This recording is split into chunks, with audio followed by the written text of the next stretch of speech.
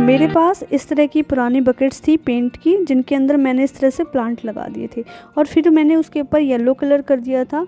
लेकिन अब ये पूरी तरह से ख़राब हो गया था और कुछ मेरे पास जो बकेट थी उनके ऊपर कोई कलर नहीं था, तो मैंने सोचा क्यों ना इन्हें मैं चेंज कर दूं और एकदम नया और एलिगेंट लुक दे दूं।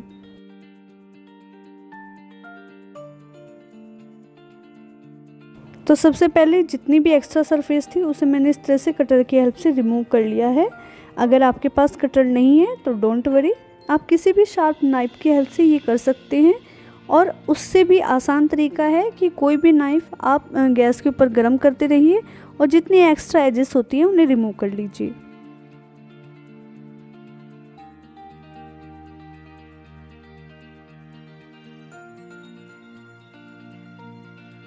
अब सारी एक्स्ट्रा एजेस को रिमूव करने के बाद बकेट इस तरह से दिख रही थी।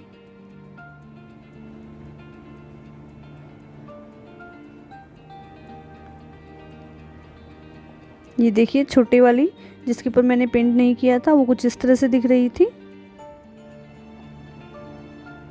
अब मैंने लिया है नैरोलैक का इनेमल पेंट फ्रेंड्स। ये हाई ग्लोस फिनिश में है, आप चाहें तो मैट फिनिश में भी यूज़ कर सकते हैं।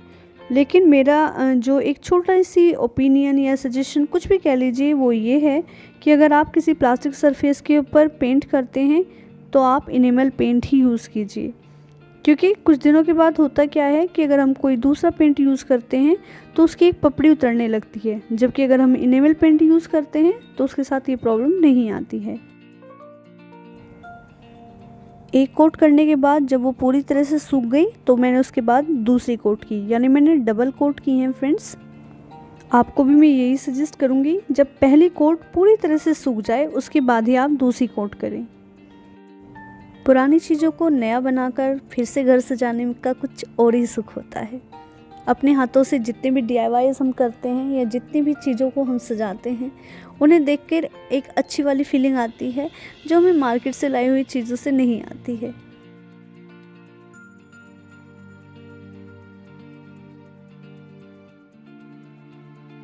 देखिए 2 कोट करने के बाद जो मेरे प्लांटर्स थे कितने खूबसूरत दिख रहे थे।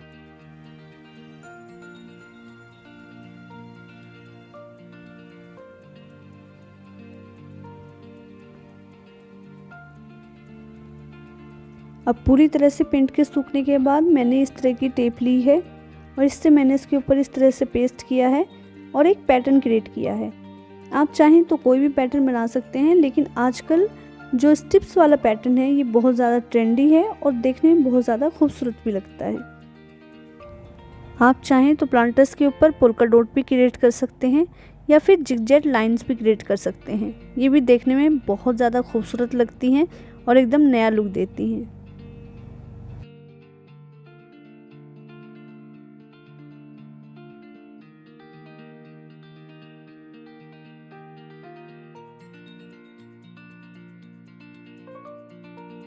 तो मेरे जितने भी प्लांटर्स थे फ्रेंड्स उनके ऊपर मैंने इस तरह से टेप को पेस्ट कर लिया है और उसके बाद टाइम था इन्हें कलर करने का।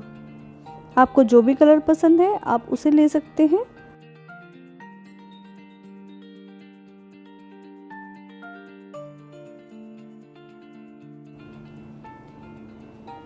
अब मैंने लिया है ये वेस्ट स्पंज। मेरे पास स्पंज ब्रश नहीं था, अगर आपके पास है तो आप उसका यूज़ कर सकते हैं। अब इस तरह से मैंने इसे कपड़े वाली पिन के अंदर फंसा लिया है। इससे क्या फ़ायदा होगा कि मेरे हाथ ख़राब नहीं होंगे और काम थोड़ा जल्दी हो जाएगा। अब इस तरह से जो भी कलर आपको पसंद हो आप उसका यूज़ कर सकते हैं। क्योंकि अभी ट्रेंड में ब्लैक एंड वाइट है तो इसलिए मैंने ब्लैक कलर का यूज़ किया है। ये भी इनेमल पेंट है फ्रेंड्स। और इस तरह से डैब डैब करते जाएं और पेंट करते जाएं। स्पंज ब्रश का सबसे बड़ा फ़ायदा ये होता है कि जब हम स्पंज से पेंट करते हैं तो जो ब्रश के स्ट्रोक्स होते हैं वो सरफेस के ऊपर नहीं आते हैं, जबकि अगर आप नॉर्मल ब्रश से पेंट करेंगे तो जो सरफेस के ऊपर स्ट्रोक्स होंगे वो आ जाएंगे जो देखने में ख़राब लगेंगे। और आप चाहें तो पेंट के लिए रोलिंग ब्रश का यूज़ भी कर सकते हैं। रोलिंग ब्रश से फ़ायदा ये होता है कि इससे थोड़ा काम जल्दी भी हो जाता है और इसके स्ट्रोक्स भी सरफेस पे दिखाई नहीं देते।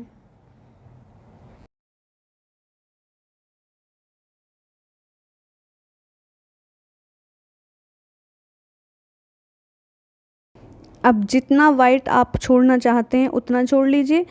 मुझे थोड़ा वाइट कम छोड़ना था और ब्लैक ज़्यादा रखना था, इसलिए मैंने इस तरह से पैटर्न बनाया है। पूरी रात मैंने इसे सूखने के लिए छोड़ दिया था और जब इसकी कोट अच्छे से सूख गई तो नेक्स्ट डे जितनी भी स्ट्रिप्स थी मैंने उसे इस तरह से रिमूव कर लिया है।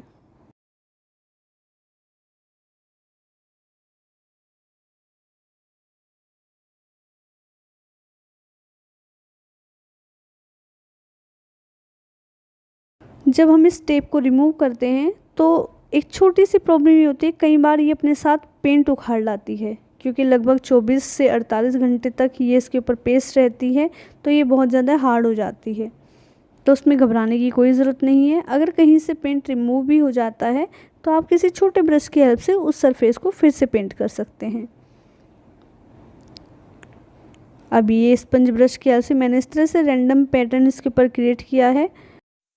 पूरे होने के बाद मेरे प्लांटर्स कुछ ऐसे दिख रहे हैं फ्रेंड्स, और मुझे ये बहुत पसंद आए। आपको कैसे लगे कमेंट करके मुझे ज़रूर बताइएगा। मेरे चैनल पर अभी तक अगर आप नए हैं तो प्लीज़ चैनल सब्सक्राइब ज़रूर कर लीजिएगा। प्लास्टिक को भरपूर रीयूज़ कीजिए, कोशिश कीजिए मार्केट से प्लास्टिक को अवॉइड करने की, क्योंकि हमारी वजह से नेचर को ऑलरेडी काफ़ी नुकसान पहुंच चुका है। अब कोशिश ये करनी है कि नेचर को और भी ज़्यादा खूबसूरत बनाना है। फिर मिलूँगी एक नई इंटरेस्टिंग वीडियो के साथ, तब तक अपना और अपनों का ढेर सारा ख्याल रखिए। Bye bye.